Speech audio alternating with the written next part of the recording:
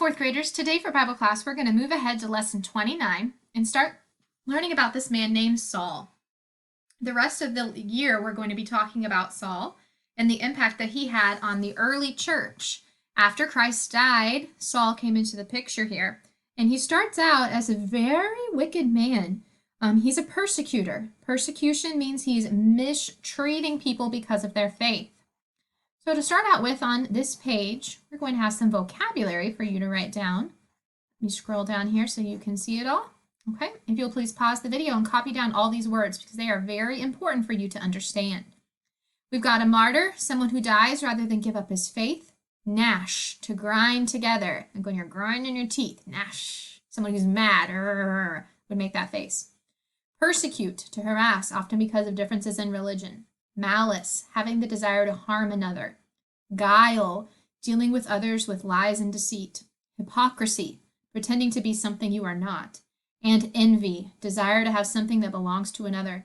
Slander, speech intended to harm someone's reputation. So looking at all of these words, you can kind of get the sense that this lesson 29 isn't really going to be a happy, positive one. This is a lot of very negative words here. So make sure you have those written down. Then let's move on here. So it says, let's review. What have we studied this year? First, we studied the life of Christ. We saw how he was born and how he lived while he was on the earth.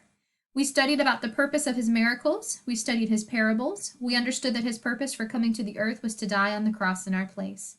We learned about the details of the crucifixion. Then we learned about his resurrection. We know that he was seen going into heaven, where he now sits at the right hand of God. Then we learned about Christ, how that Christ sent the Holy Spirit to the earth to live inside the Christian. We learned how the Holy Spirit works, and we are beginning to understand how the Holy Spirit works in our lives. After these things had happened, it was time for the gospel or good news of Jesus Christ to be taken to the world. For this to happen, God chose a man to carry this message. This man was the Apostle Paul, and it is his life and ministry that we will now study. When we first meet Paul, we learn that he was not a Christian. He was a Jew who had been raised to hate Christians. Paul's Jewish name was Saul. So it says, read Acts 8:3 and explain specifically what Saul was doing to Christians. So let's take a look at Acts chapter 8 and look at verse 3. It says, but Saul was ravaging the church and entering house after house. He dragged off men and women and committed them to prison. Imagine this. You're in your home. You're a Christian family. And these people that Saul is with, they just come to your door. They open up the door. They grab you and your mom and your dad, and they throw them into prison just because you're a Christian. So this was quite a scary time for the Christians of the church. So what was Saul doing? He was going into the homes of Christians and taking men and women to prison. So we're going to look specifically at one of these men that was arrested by Saul. He is the first Christian martyr, the first person to die because he would not renounce his faith in Christ. So the first time Saul is mentioned is as a witness at a stoning of the first Christian martyr. Look up the word martyr and write its meaning here. Well, we can see that from our vocabulary list. Someone who dies rather than give up his faith in God. Stephen was martyred because he spoke out against the Jews' unbelief. Stephen was trying to teach these people about the gospel of Jesus Christ. Stephen wanted them to understand that Jesus Christ was the Messiah who had been promised to Adam, Abraham, David, and many other men throughout the Old Testament times. He wanted them to trust Jesus Christ as their Savior. So we're going to read Acts 7, verses 54 to 60, and we're going to record below the actions and words of the different people. So let's go here and look at Acts chapter 7, starting in verse 54. Now when they heard these things, they were enraged, and they ground their teeth at him. That's the Jews.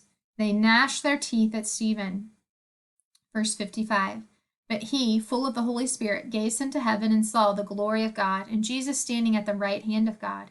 And he said, behold, I see the heavens open, and the Son of Man standing at the right hand of God. But they cried out with a loud voice, and stopped their ears, and rushed together at him. Then they cast him out of the city and stoned him. And the witnesses laid down their garments at the feet of the young man named Saul. And as they were stoning Stephen, he called out, Lord Jesus, receive my spirit. And falling to his knees, he cried out with a loud voice, Lord, do not hold this sin against them. And when he had said this, he fell asleep. Fell asleep means he died there. It's not actually like fell asleep. So as we look here in verse 54, we see that the Jews gnashed their teeth at Stephen. They were mad. Arrgh! Angry faces at Stephen. Stephen had been preaching a sermon in the city. So he'd been telling all the people about their need to be saved, how they were sinners who needed to be saved by their putting their faith in Christ. And they did not like to hear that. And then in verse 55, Stephen looked up to heaven and saw Jesus standing at the right hand of God. So imagine you're standing in the middle of the city. You've been preaching a sermon. People are angry with you. And you look up in the sky and he sees Jesus in heaven. Quite an amazing sight, I'm sure. Then in verse 56, Stephen told the Jews what he'd seen. He looks, he says, I can see Jesus. I'm sure all of us would have too. If we saw something so amazing, we'd be telling people about it. And then the Jews, they cover their ears so they can't hear Stephen, and they rush at him. They don't even want to hear him talking about Jesus anymore, that they plug their ears, and they go running at him. And then in verse 58, they drag Stephen out of the city and they stone him. They take big rocks and they throw them at him until he dies. And in verse 58, Saul is where the Jews laid their clothes down at the feet, like their outer robe, their coat. They take that off to keep it clean, and they give it to Saul to hold on to. So Saul stands by and watches as Stephen is killed. Verse 59, Stephen prayed, Lord Jesus, receive my spirit. And in that same verse, the Jews, they stoned Stephen. And then in verse 60, Stephen fell on his knees and cried out, Lord, do not hold this sin against them. And then in verse 1 of chapter 8, Saul gave his approval to the death of Stephen. In chapter 8, verse 1, it said, And Saul approved of his execution. And there arose on that day a great persecution against the church in Jerusalem, and they were all scattered throughout the regions of Judea, Samaria, except the apostles. So because of this persecution that started, a lot of the Christians that lived in Jerusalem had to move to different areas of the country for safety. So back on our page, we can be sure that Saul would always remember the day he watched Stephen being stoned because he was a Christian. Because Saul was a Jewish leader, he felt that it was his duty to kill Christians. But still, he must have noticed Stephen's attitude and the things Stephen said when he was being stoned to death. There was only one way that Stephen could have had an attitude of forgiveness towards those who stoned him.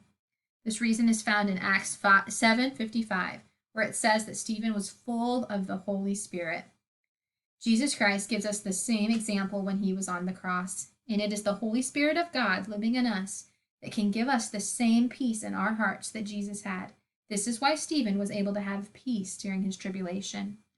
Imagine this. I mean, he's being killed, and he's asking God to forgive those who are killing him.